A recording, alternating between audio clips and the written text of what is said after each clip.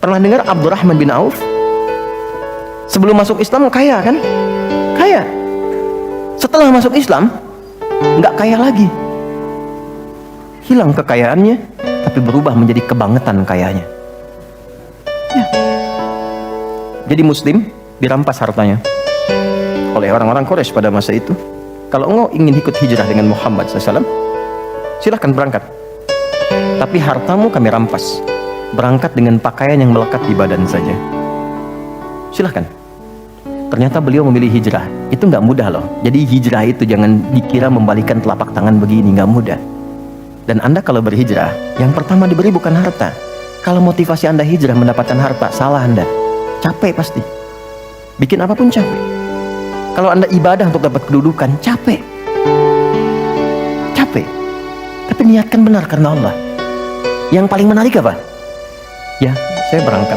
Dan jarak yang 400 km cuman jalan kaki, nggak ada kendaraan. Medannya nggak mudah. Tapi yang bisa menerima itu belum tentu semua keluarga. Makanya kalau suami ingin berubah, diskusi dengan istri yang baik. Karena kalau belum siap, kadang-kadang butuh waktu, nggak apa-apa. Istrinya ditanya, kalau engkau memilih ikut suami, kamu nggak dapat harta apapun, silahkan berangkat dengan pakaian saja. Belum tentu sampai. Dan sengaja tidak dieksekusi untuk memberikan kesan kalau masuk Islam jadinya fakir, melarat dan sengsara. Tapi kalau kamu tinggal di Mekah, kami serahkan semua harta suamimu, kami angkat menjadi perempuan terhormat, silahkan pilih laki-laki manapun yang kamu inginkan di Mekah, kami fasilitasi pernikahannya. Bentar ya. Kalau Anda, para ibu, dalam posisi demikian, anggap suami nggak ikut hari ini. Ikut suami, harta diambil, hanya dengan pakaian saja, berangkat jauh belum tentu sampai, atau tinggal di Mekah, semua kekayaan suami diberikan, pilih laki-laki manapun difasilitasi pernikahannya. Ikut suami atau tinggal di Mekah? Lemah ikut suami. Ternyata istrinya pada masa itu memilih tinggal di Mekah. Belum siap. Abdurrahman bin Auf berangkat. Hebatnya orang Madinah, kenapa disebut dengan Ansar? Ansar itu sifat menolong tanpa pamrih dengan pertolongan yang dalam. Jadi kalau ada yang haus disambutnya oleh yang bawa minuman, yang lapar disambutnya oleh yang bawa makanan, dan tanpa pamrih, sampai nanti diviralkan di Quran surah 59 ayat 9 sampai 10. Wa yu'thiruna 'ala anfusihim walau kana bihim khasassah.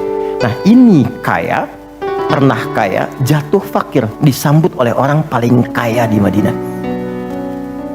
Disambut. Begitu datang, perhatikan tawarannya. Beliau mengira kalau kaya jatuh fakir itu akan mengganggu kepada perasaan karena stylenya berubah. Jadi pikiran di fisika kan begitu ya, F1 sama dengan F2 kan, gaya gerak sama dengan gaya dorong, apa yang masuk itu yang keluar. Jadi kalau yang masuknya sedikit maka gayanya sederhana, naik angkot, keluar, nunduk, sodako. Tapi kalau yang masuknya banyak, tampilannya beda kan? Keluar, jalan. Tapi jangan lupa, hukum gaya itu ada hukum Pascal namanya. F berbanding lurus dengan P. Gaya berbanding lurus dengan tekanan. Semakin banyak gaya, semakin tertekan hidupnya. Maka bila orang punya penghasilan banyak gayanya, ketika penghasilan menurun, tekanan hidupnya meningkat. Itu yang menjadikan pekerjaan kadang nggak ditimbang-timbang, semua dilakukan demi memperbaiki gaya. Dikiranya Abdurrahman bin Auf itu masuk rumus ini, padahal beliau sudah khatam pelajaran sholat setahun sebelum hijrah.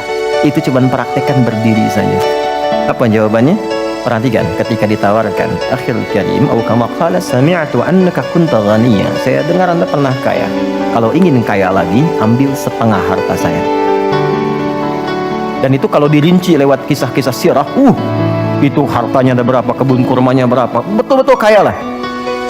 Saya dengar Anda ditinggalkan keluarga, kalau ingin nikah lagi, pilih perempuan paling engkau sukai di wilayah ini, walaupun bagian dari keluarga aku, pilih, aku fasilitasi pernikahannya. Gantian ya. Kalau antum di posisi itu, oke, ambil setengah kekayaan, silahkan pilih dengan perempuan manapun yang Anda suka, kami fasilitasi pernikahan. Diterima atau tidak ditolak sama sekali. Saya percuma tawarkan ditolak, karena wajah antum tuh udah paham saya. Oke, yang ingin saya katakan begini. Yang ingin saya katakan, beliau mengatakan terima kasih atas tawarannya. Bahasa kita jazakallah khair. Terima kasih atas tawarannya. Arini ainal aswaq. Cukup tunjukkan padaku di mana pusat bisnisnya. Cukup tunjukkan padaku di mana pusat bisnisnya.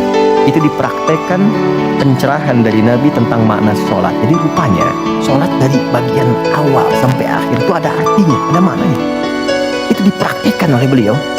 Cuman dalam jangka waktu 2 tahun menuju tahun ketiga, berubahlah jadi orang paling kaya nomor 3 di Madinah. Sampai jadi nomor 1 di Madinah. Sampai hartanya bisa memberikan sedekah kepada semua penduduk Madinah. Viral kisahnya. Di penduduk Madinah tuh yang gak bisa kerja dimodalin sepertiganya. Yang gak bisa sama sekali berusaha, udah disantuni. Yang lainnya diberikan hadiah. Jadi setiap mendapatkan proyek apapun, itu Masya Allah semua semadinah dapat bagiannya.